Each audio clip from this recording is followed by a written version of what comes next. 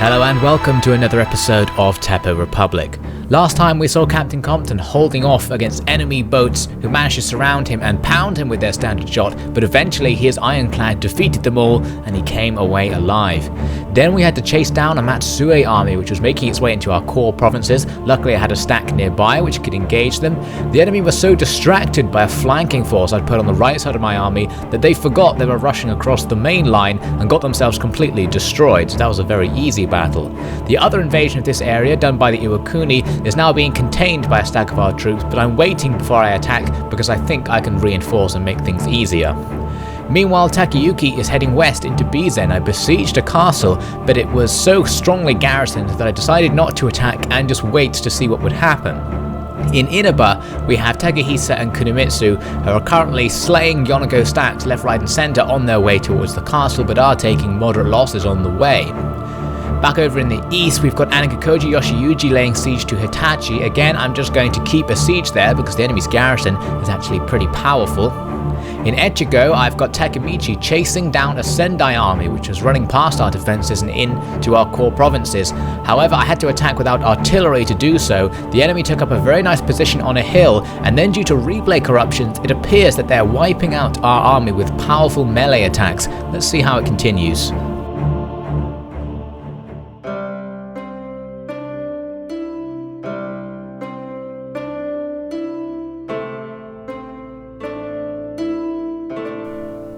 Don't see what's so hard to say about it. It's better by a mile. You can't have forgotten what it was like before all this.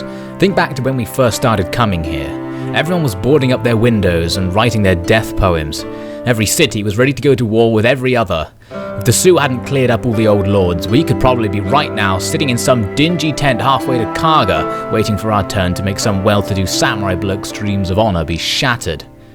You can sure pull a lot of stuff out of nothing. I know what you're saying, mind you, you're right and all, and I agree. I'm just saying that we're all paying a price for this, losing something, getting our safety tied up with these deals with foreigners. You saw how they bought up the orchards and started chopping them down without saying? Stuff like that changes, you know. I think they and the men dealing with them know that it's in our best interest. The Westerners are here because they rule the world. If we let them steer us in that direction, I'm happy. Oh, all well and good, but I like those trees.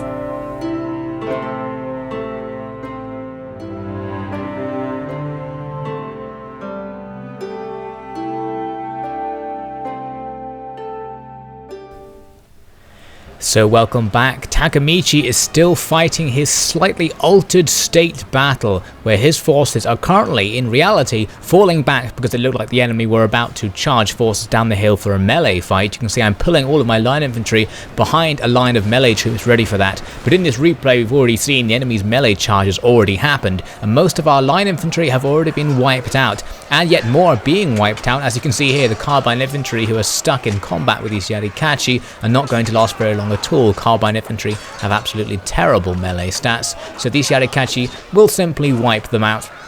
Another unit lost, meaning this replay is going further and further from the truth. Luckily here on our left flank it looks like our Yari attendants are wiping out a unit of Ronin, which is another surprising result because the Ronin should have an advantage in that fight. Perhaps they were already too few in number to win.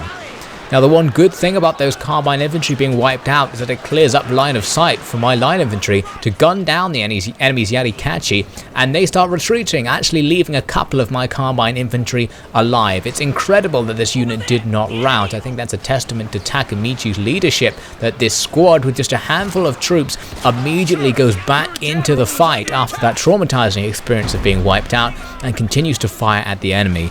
The enemy of course are firing back. They have tons of ranged units on top of this hill. They clearly have an advantage at range, especially because my own ranged units have now been decimated by their melee troops. However, you can see they're using them particularly badly. They have them placed one behind the other, and they're not getting the maximum number of guns they could be firing at any one time into the action, so that gives us a little bit of an advantage. Now here on the north side of the hill, the enemy were charging out spears towards these units here.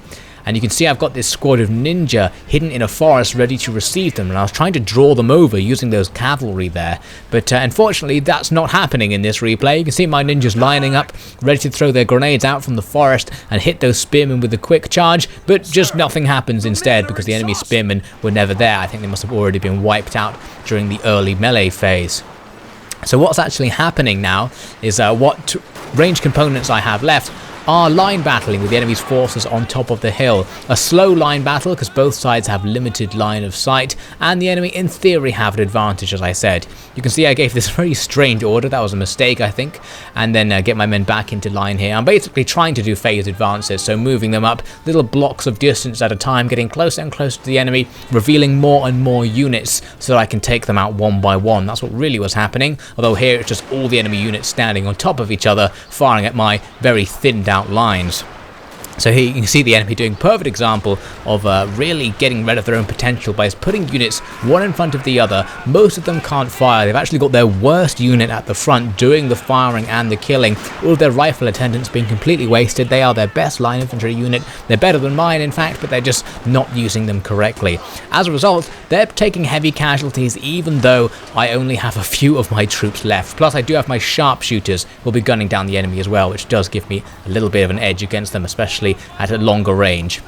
So you can see now that I have troops attacking the hill from all sides. This was because in reality we had reached the sort of climax of the battle where I had got the enemy's numbers down so much that I wanted to just charge up, hit them in the rear with cavalry, hit them in the sides with melee troops that were going to come up the sides of the hill, and even advance right up the centre of the hill, just charging all of my remaining melee troops into battle to take out the enemy. The enemy, of course, in reality had all of their cavalry left at this stage, so I was trying to send spears and my own Yari Cav up to go and defeat their cavalry in order to completely rout the enemy.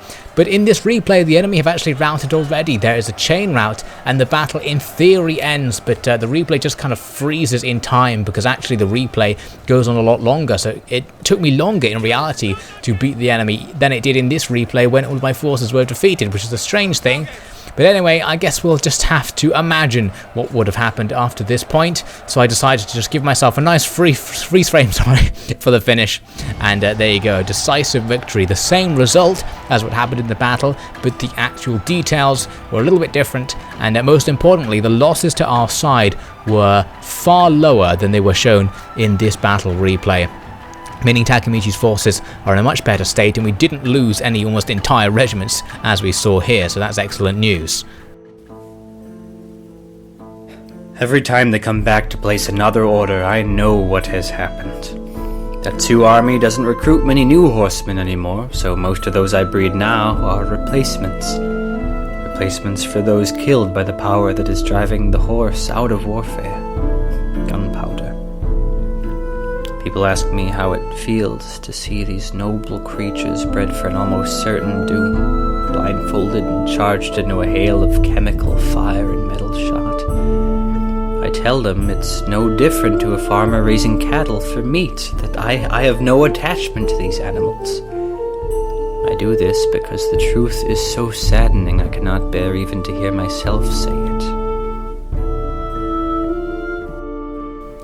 So here are the real results. Still some non-negligible casualties there, but none of the regiments taking the extreme losses we saw there. Overall, the losses were more evenly distributed, and the enemy, of course, still took almost complete losses. A small group survived. I was wondering whether I should go after it, but since I've given myself the luxury of being able to do so by leaving so many troops behind in Etchigo and thus making that battle harder, I thought I might as well cash in on that and chase these guys down and finish them off. So Takamichi goes in to kill all of the survivors, and as a result of this victory he is going to get a level up, so that's excellent news for Takamichi. His army is now going to have to rush back to Etchigo because there is another Sendai Shogunal Vanguard army coming this way, and we're still not quite sure what it's going to do, but for now he has to just go into hiding because I lack movement points.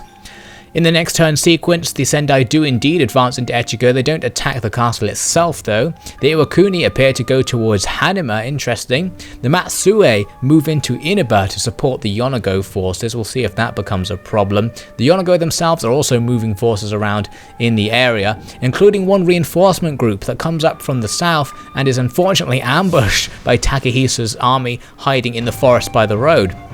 So we're going to quickly take this opportunity to destroy this Yonago reinforcement group. That'll make life a little bit easier for Takahisa and Kunimitsu as they continue to attempt to push north. I think they also put some forces in hiding on the road going north, so they may even have a chance to ambush me if my guys can't work out the location of them beforehand. You can see putting a number of forces into hiding there, in fact, so I'm not 100% sure what they're trying to do, but hopefully we're not going to fall prey to any ambushes.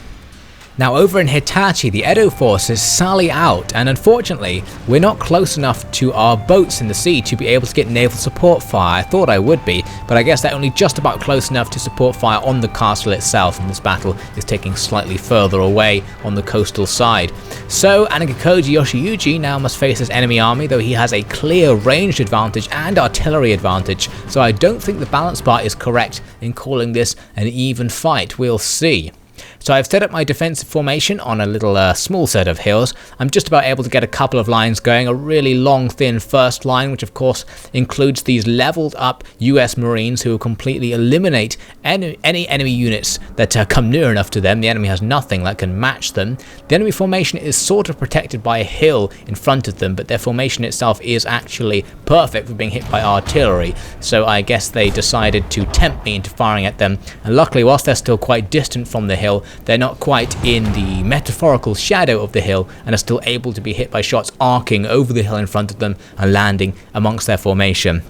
So I decided to punish them for this particularly blocky formation by hitting them with some shrapnel shot, which is able to hit multiple regiments at once, and yes, they are essentially being punished for forming up with one regiment in front of the other like this. It's the completely non-ideal formation for facing an army with a bunch of shrapnel firing artillery. So they take some pretty serious losses. You can see there's a leading unit here of Ronin which has taken extreme losses from that fire, and now they must make the gradual march towards my forces, taking regular artillery fire all the way, mostly the usual affair of inaccuracy, where occasional hits that do hit the regiments, like that one there, does a lot of damage.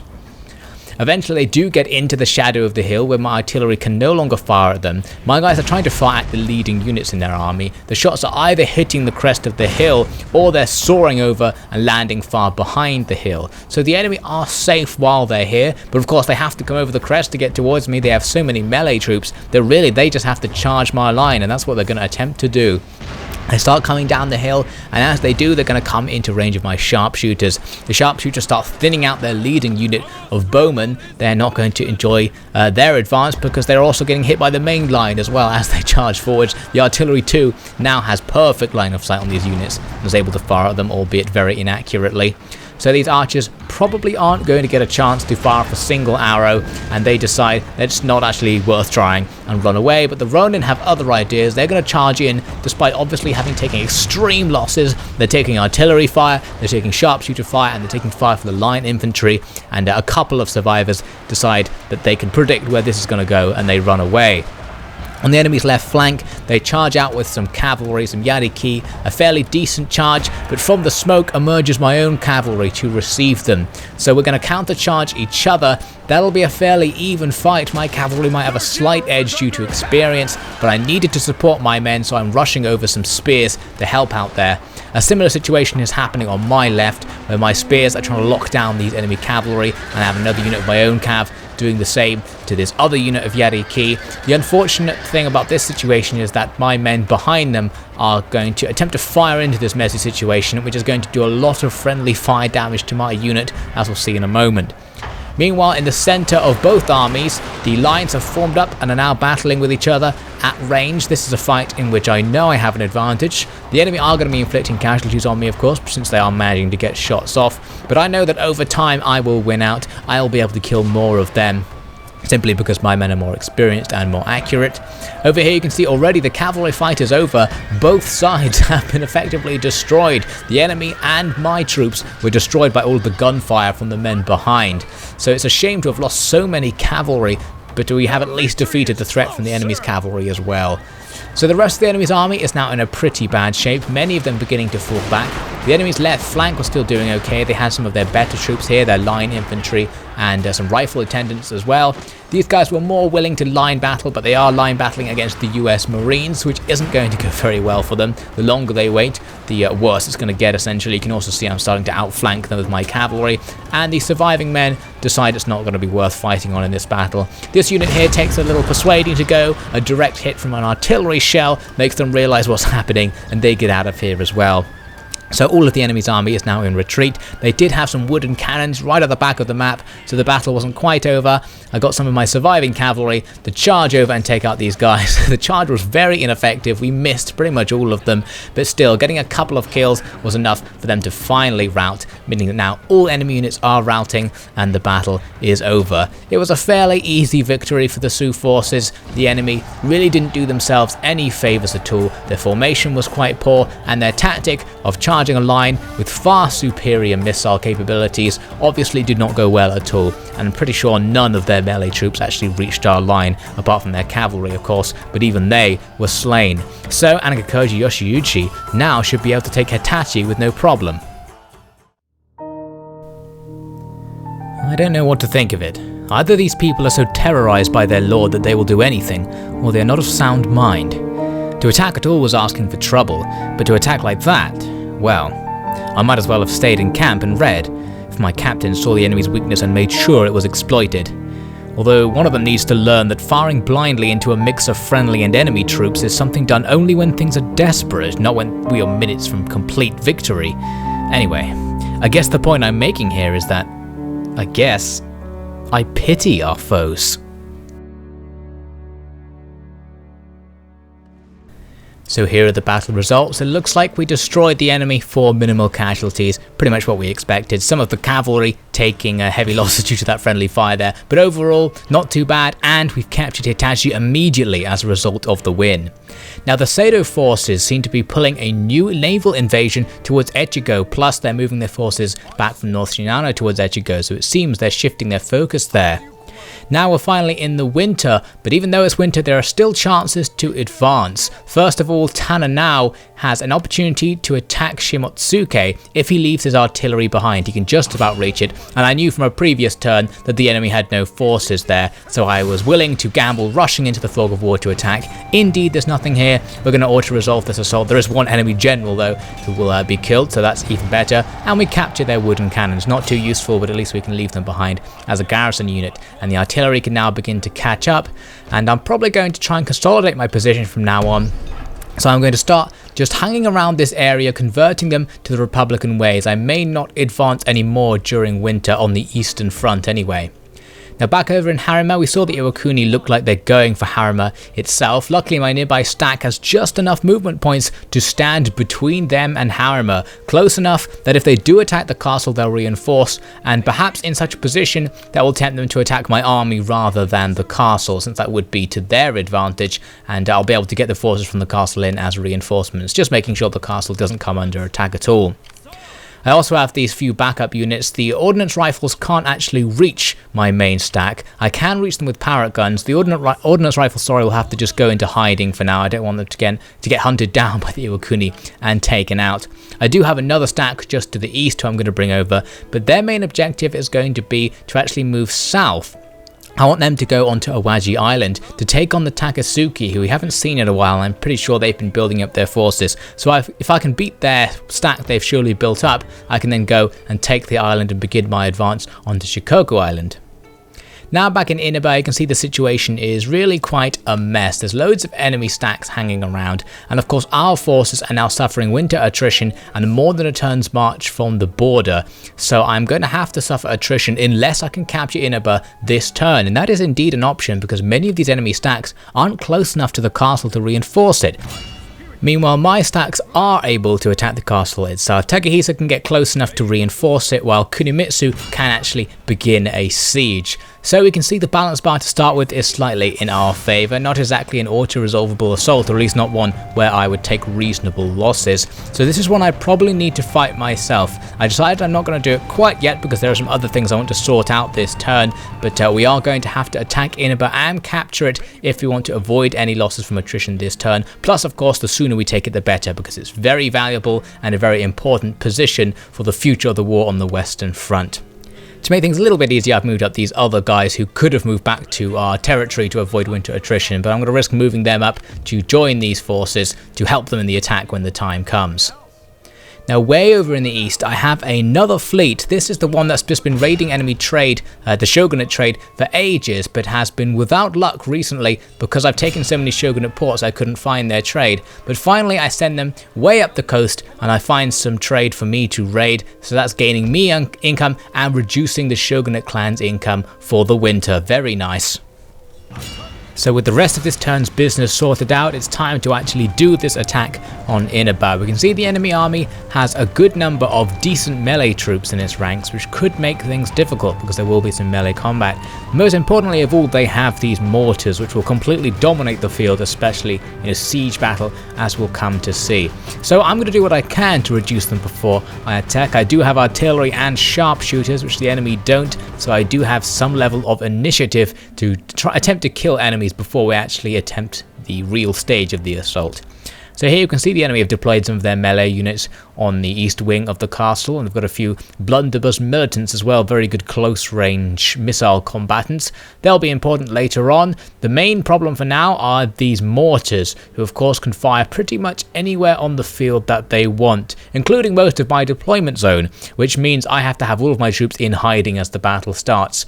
So I've got troops hidden mostly on the northeast, east and southern approaches to the enemy's castle. Here you can see some hidden cavalry. We've also got these hidden sharpshooters here who are coming up the cliffs that actually overlook the castle, so once I get to the top they'll be able to snipe enemy units inside. I've got a main force just standing in plain view just out of the mortar's range to distract the enemy. The point there is to make the enemy think I'm going to attack from the south so that they deploy their forces there so that I can then snipe them using my sharpshooters.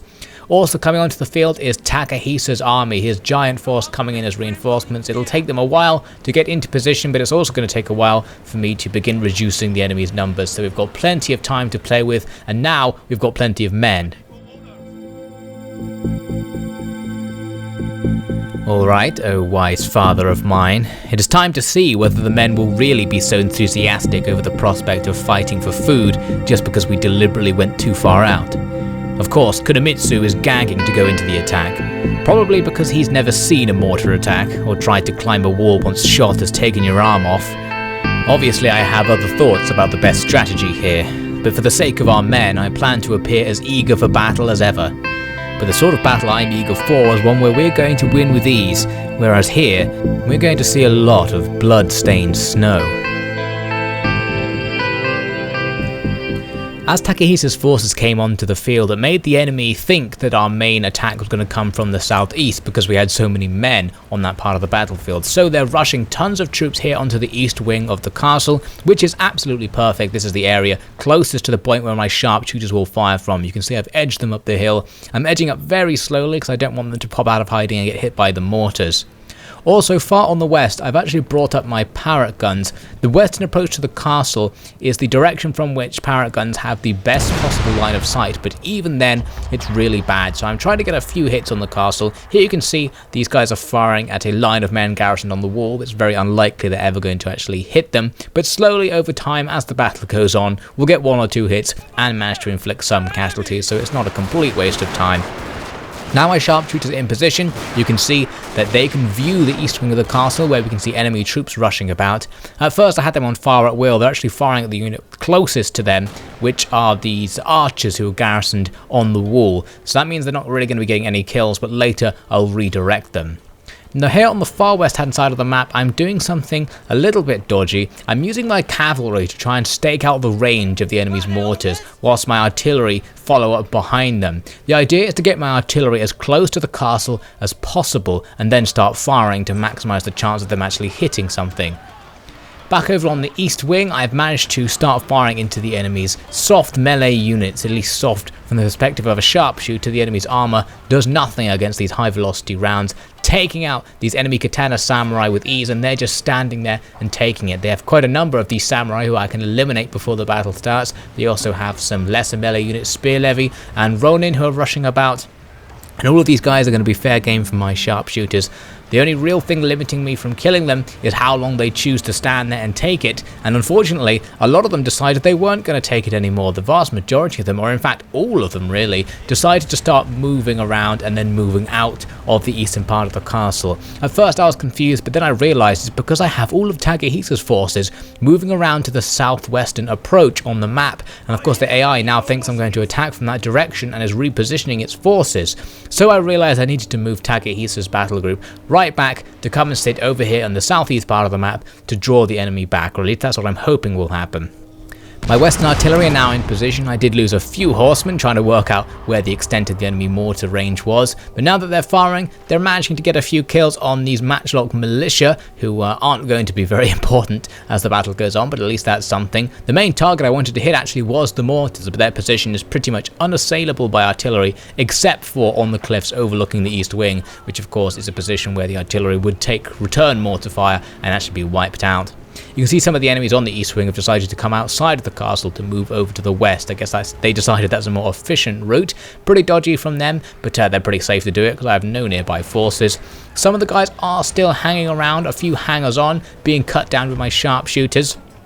But luckily for me, the enemy actually did start coming back to the east wing even after it had been completely evacuated. Their general leading the return to the east wing and being cut down as he came in, and you can see where the general goes. A lot of the troops are following. Not all of them though, they still have reserves hanging around in the centre, and some of the men who did go over to the west decided to stay there permanently. You see a couple of regiments here who are just going to stand there, so I won't be able to snipe them. Unfortunate. I did get a lucky hit on the fort wall that destroyed it, managed to take out a bunch of those matchlock militants there.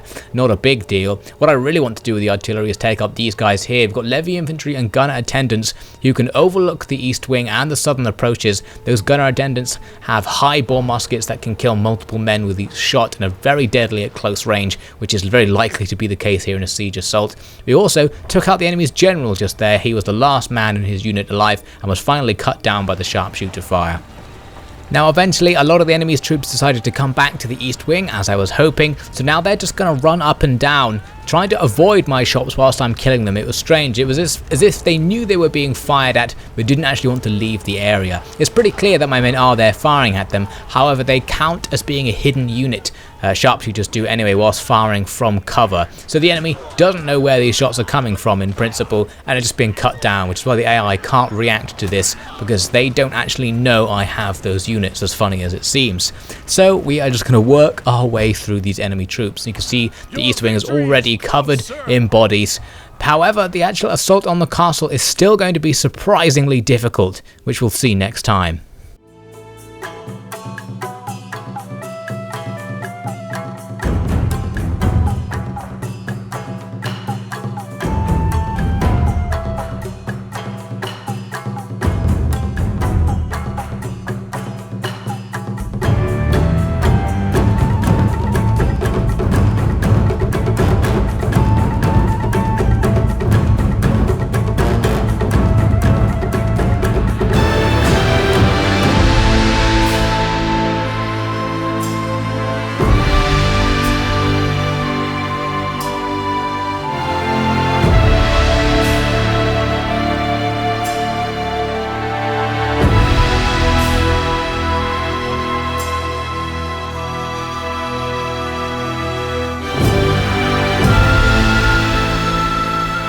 So that's all for now. We'll see the rest of this assault and some of Su's consolidation as winter begins next time on Teppou Republic.